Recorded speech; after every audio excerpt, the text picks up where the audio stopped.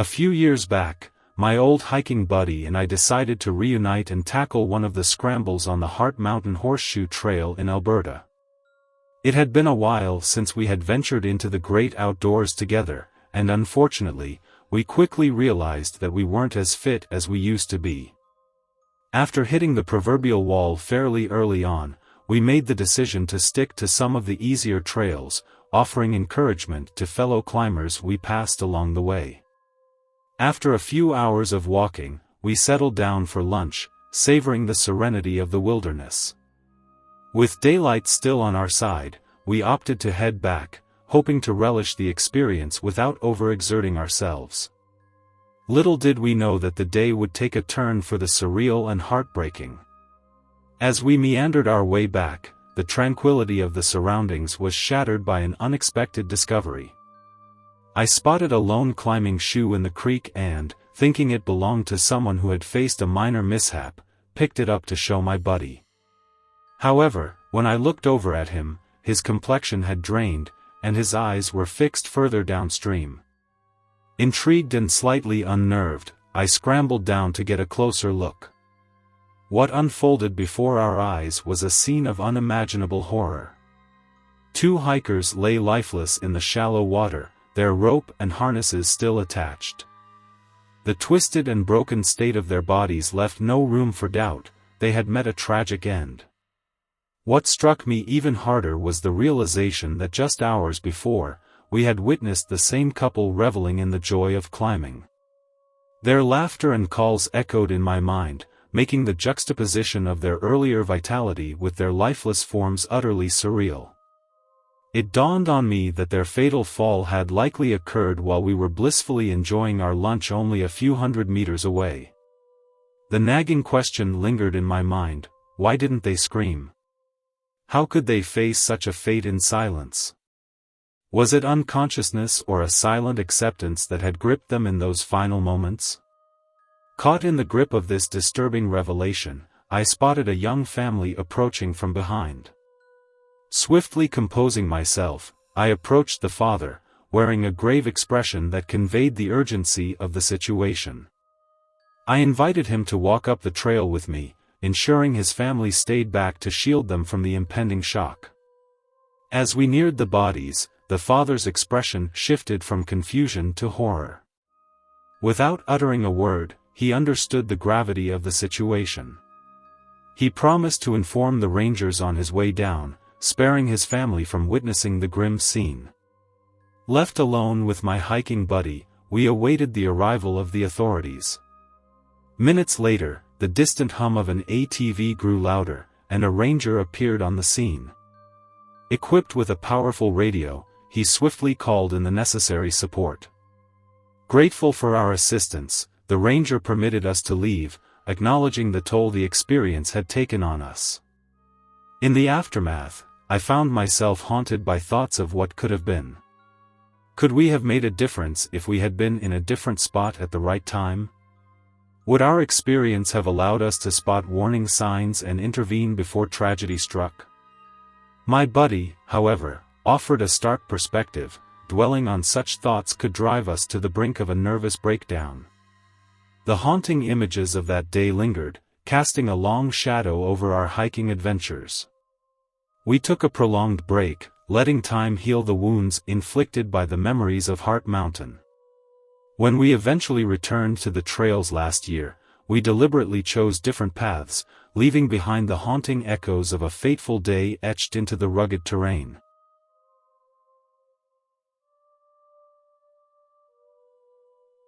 Several years ago, my buddies and I were avid hikers, embarking on one or two epic trips every summer to explore the breathtaking landscapes of various bucket list hiking spots across the U.S. Our adventures were usually filled with the typical challenges of outdoor life, like those nerve-wracking encounters with nature's restrooms, attempting to balance on precarious terrain with nothing but a tree for support. Yet, amidst all the laughter and camaraderie, there was one incident that still sends shivers down my spine, haunting my thoughts even after all these years. This eerie experience unfolded in Yellowstone, approximately 8 years ago. After setting up camp in lower terrain near a pristine lake, we decided to push our limits and hike up the towering mountains, reaching an elevation of almost 10,500 feet above sea level. The panoramic views were breathtaking, but it was an unexpected discovery that would etch this particular hike into our memories. One of my buddies called out, drawing our attention to something peculiar. As we gathered around him, we found ourselves staring at a horse skull. The skeletal remains were devoid of any flesh, bone-dry in the high-altitude air. We couldn't resist taking some spooky Old West-inspired pictures before descending back to our camp. Upon our return, still sweaty from the challenging hike, we decided to cool off with a refreshing dip in the nearby lake. Wanting some privacy, we spread out along the shoreline, strategically positioning ourselves behind trees and ridges. As I stripped down to my underwear, a distant shout interrupted our tranquil setting. Curiosity piqued, we abandoned our modesty and converged on the source of the commotion. Climbing up a small ridge, we were met with a disturbing sight, a headless horse. It was decomposing, a stark contrast to the pristine horse skull we had encountered earlier. The unsettling revelation that these two discoveries might be connected sent shivers down our spines. Our unease deepened when someone spotted an old-school camera film near the decaying horse. Holding a piece of it to the light, we realized the images were negatives of the headless horse we were now gathered around. A heavy silence enveloped us as we passed the negatives among ourselves, each pondering who would capture such macabre scenes, especially using an archaic camera when modern technology was ubiquitous. As our minds raced with theories, we couldn't shake the disconcerting thought that the person responsible for the photographs might still be in the vicinity, perhaps watching us. The film, partially buried among pebbles, suggested it had been there for a while, but the lack of wear and tear hinted at recent placement. It dawned on us, the possibility that someone with a dark penchant for photographing disturbing scenes could be lurking nearby. Suddenly gripped by fear, we made a unanimous decision to abandon our campsite, despite our exhaustion. We understood the inherent risks of encountering unknown and potentially dangerous individuals in the vastness of national parks. It was a chilling realization that these pristine landscapes, often associated with wholesome hiking experiences, could attract individuals with far more sinister intentions. That night, as we put distance between ourselves and the unsettling discovery, sleep eluded me. The memory of that bizarre encounter served as a haunting reminder that the wilderness, for all its beauty, could also harbor the inexplicable and the unsettling. From that point forward, our hikes were tinged with an awareness that the tranquility of national parks might conceal not only the wonders of nature but also the shadows of disturbed souls.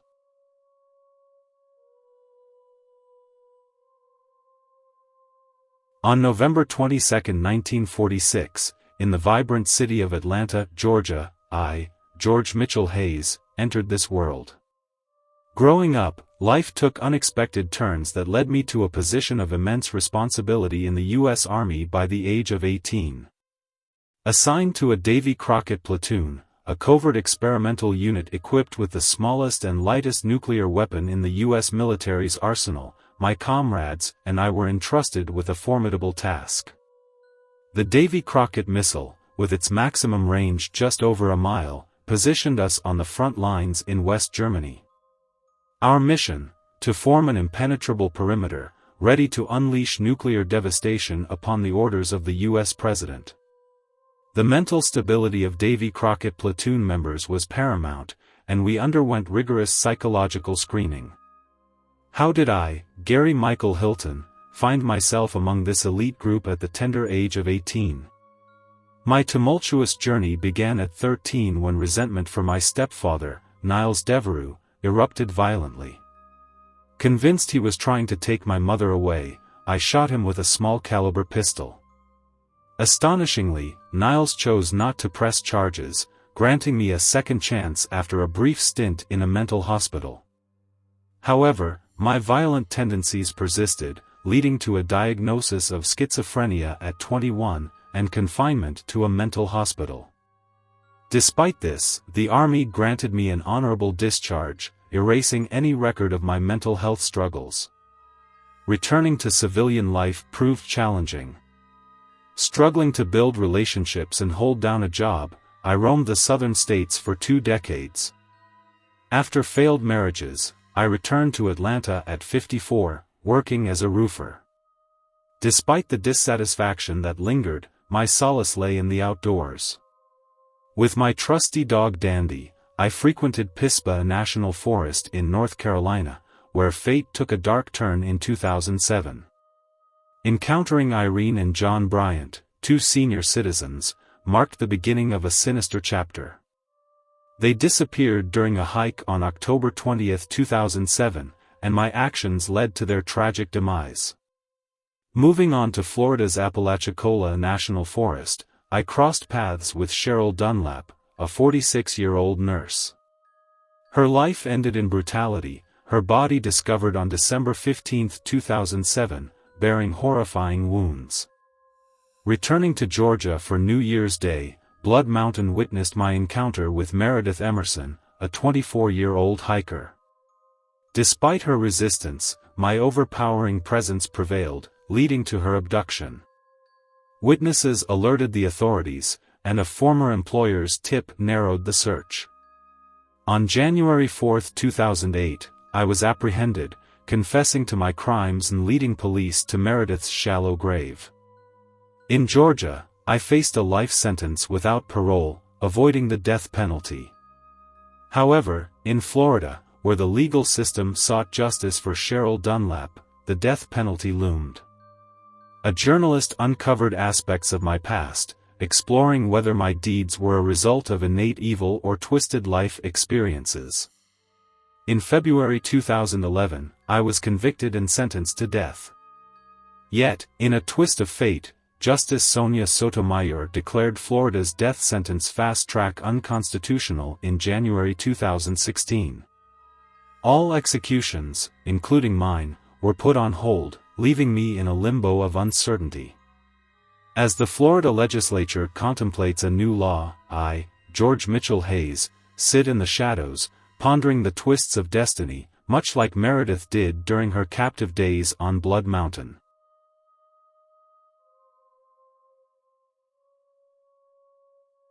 In the heart of the Washington National Forests, the oldest of its kind in the southern United States, lies nearly 2 million acres of untouched wilderness, creating an ideal setting for some of the most captivating hunting trips imaginable. The Washita, as it is known, is said to derive its name from the Choctaw words oe, meaning hunting, and shoto, signifying big game. So, during the hunting season, the forest is teeming with high-vis jackets and bright orange hunter caps. Now, my buddies and I, being as East Coast as they come, had never been particularly drawn to hunting. I mean, until we visited Arkansas, I barely ventured past Pennsylvania. Our idea of relaxing in nature didn't involve butchering freshly killed animals. Fortunately, we discovered a golden window during the high summer when hunting in the Washita is strictly forbidden. It meant there would be vast sections of the forest essentially deserted, our own private paradise. Embarking on an epic road trip, we drove for 8 hours a day over 3 days, covering the 1,500 miles from our home in Haverhill, Massachusetts. We turned it into a mini-adventure, stopping in Philly, D.C., and Nashville. D.C., in particular, left a lasting impression, thanks to the irresistible mumbo sauce I had seen on Anthony Bourdain's show, and trust me, it didn't disappoint. By the time we finally arrived at the Washington National Forests, we were more than ready to shed the trappings of society and embrace the tranquility and purity of nature. Translation: we were eager to get blind drunk around a roaring fire, singing Dropkick Murphys songs at the top of our lungs. And that's precisely what we did, perhaps with a tad too much enthusiasm. Our revelry hit a snag, however, when, after just 2 out of the 4 planned nights, we ran out of beer and tobacco. This discovery came at an inopportune moment, late in the afternoon, and we faced the prospect of hours of walking to the nearest liquor store. Enter Outlaw Liquor, a seemingly inconspicuous wooden shack on the outskirts of a small town called Crystal Springs. A 3-hour trek through the wilderness led us to Jeff, the owner, who introduced us to locally made wines and spirits. He even graciously offered samples of a few choice fermentations. What started as a mission for a 6-pack or 2 ended with our backpacks filled with beers, Jeff's homemade beef jerky, and small bottles of homebrew wine. Not to mention, a bottle each of Jeff's prized possession, barrel-aged Abraxas, a locally brewed stout boasting an intimidating 11% alcohol content. As we made our way back to the campsite, the sun began its descent below the horizon. Our aching feet from hours of walking were numbed by the booze we sipped along the way. I had already cracked open my pack of jerky, passing out strips as we hoped it might soak up some of the alcohol. In that delightful evening, crickets chirped, bats gracefully danced in the twilight, and the air was filled with the soft sounds of nature. As we traversed the trail back to camp, we occasionally stopped for one of us to relieve ourselves off the trail. It was during one such pit stop that I heard something through the trees, hushed voices and footfalls among the fallen leaves. In my half-booze stupor, I thought it might be a good idea to introduce myself. Maybe we could share a few drinks, exchange stories, and make some friends. Little did I know, these people had no interest in friendship. Pushing through dense brush into a small woodland clearing, the scene before me revealed the grotesque truth. 3 or 4 guys, clad in rough clothing, ragged leather boots, and a lot of denim, stood in the clearing with weapons in hand, machetes, bowie knives, and a rusted, spiked club. In the center of their sinister gathering, a young woman lay hogtied and writhing in the dirt, her body a mosaic of bruises and abrasions. The disturbing noises she made through her cloth gag chilled me to the core. When my eyes finally released their grip on the horrifying tableau, I found myself locked in eye contact with one of the hillbilly-looking men, his cruel smile sending shivers down my spine. With a single, ominous motion, he raised a finger to his lips, signaling silence. In that moment, terror seized me, and I turned to walk away slowly. I didn't want them to think I was panicking, but as soon as I was out of their line of sight, I broke into a sprint. My buddies, perceptive to the panic etched on my face, joined me in the mad dash through the forest. We ran until exhaustion set in, and my friend emptied the contents of beer and half-digested jerky all over himself. Fortunately, we had outpaced whatever danger lurked behind us. When I shared the horrific sight with my friends, a heated debate ensued. One insisted on calling the cops immediately, while the other urged us to leave the woods as swiftly as possible. Driving his car well over the limit, we sought refuge in a nearby motel. The decision was made, call the cops first, then escape before risking a DUI in Missouri. Sadly, we never heard back from the authorities. My buddy reported the incident over the phone with as much detail as he could, but closure eluded me. I often wonder about the fate of that young woman, whether she was rescued or if she now leads a peaceful, happy life. In the darkest moments, I can't shake the haunting notion that, even if she survived, a part of her will forever remain in that clearing in the woods, taken by cruel, wild men.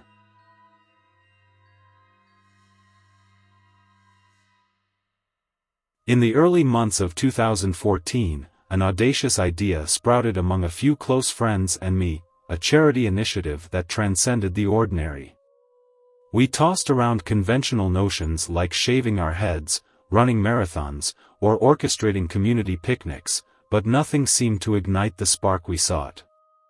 Those ideas felt tired, overused, and unlikely to capture attention, let alone donations. Then, like a beacon in the dark, an idea illuminated my mind. 7 nights sleeping rough after hiking 20 miles into the untamed expanse of the Brecon Beacons mountain range in Wales. It was the kind of crazy that might just be crazy enough to attract donations. I didn't have much hope that my friends would agree, but to my surprise, or perhaps inexplicably, they did. The numbers game worked its magic. The promise of 7 nights and 20 miles in the wilderness for the homeless spurred generosity, and by the date of departure, we had amassed a grand total of £1,255, just over $1,500 for shelter, a UK charity aiding street sleepers and those facing housing crises. As the departure date loomed, anxiety gnawed at us. The Brecon Beacons, revered as a training ground for the British Special Air Services, promised rugged terrain. Our chosen time in early April meant battling heavy rain and robust winds. Consequently, we found ourselves investing a considerable sum in military surplus gear for safety and warmth during those 7 challenging nights. Camouflage became our second skin as we marched, burdened by heavy rucksacks filled with canned food and water, each mile bringing its own brand of pain: shoulders, feet, knees, neck, thighs. By mile 17, the initial trio dwindled to just one dissenting voice, mine. 2 comrades opted for a taxi for the final 3 miles, citing unbearable pack weight. My annoyance flared, questioning the contents of the burdensome gear. It turned out, one friend lugged an air rifle, a .22 pellet gun that accounted for nearly half his load. Despite my irritation, we reasoned it could provide hours of entertainment and, if fortune favored us, a chance for fresh meat. Our journey unfolded with an initial night of exhaustion by a lakeside fire, followed by a dawn hunt. Yet, our hopes of encountering wildlife dwindled, and our solitary encounter was with an early morning dog walker in the heart of nowhere. A brief exchange, a wave, and we thought little of it.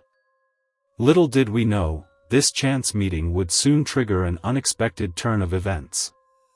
Returning to our camp for lunch, we moved on to camp crafts and evening fireside storytelling. Ghost stories floated in the air as laughter mingled with the crackle of flames and the clinking of beer bottles. Hours later, my sleep was abruptly shattered by beams of torchlight slicing through our makeshift shelter. Armed police. "Come out with your hands raised," echoed through the darkness. Shaking, I stumbled out into the blinding light, hands on the back of my head, as armed police surrounded us. The realization hit: the beams of light were attached to their weapons. On the cold forest floor, we were ordered to lie down as they searched our shelter. It didn't take long for them to locate the air rifle. "Got it, boss," one of them called out. They questioned us, and honesty spilled forth about our charitable quest. Surprisingly, aside from the air rifle, they seemed impressed. The police officer in charge took a few steps back, discussing the situation with his team. It unfolded that a dog walker, mistaking us for British Army maneuvers, had alerted the authorities. The armed police departed, leaving us bewildered but uncharged. They even returned our knives and fishing gear, overlooking the lack of a fishing permit for local lakes. I couldn't fathom their leniency, wondering if our charitable cause swayed them or if sheer luck played its part. As we collected the air rifle, a lingering sense of fortune remained. One wrong move, and the outcome could have been drastically different. To this day, the mystery of why they chose not to press charges lingers, an unexpected twist in a narrative that could have taken an entirely different course.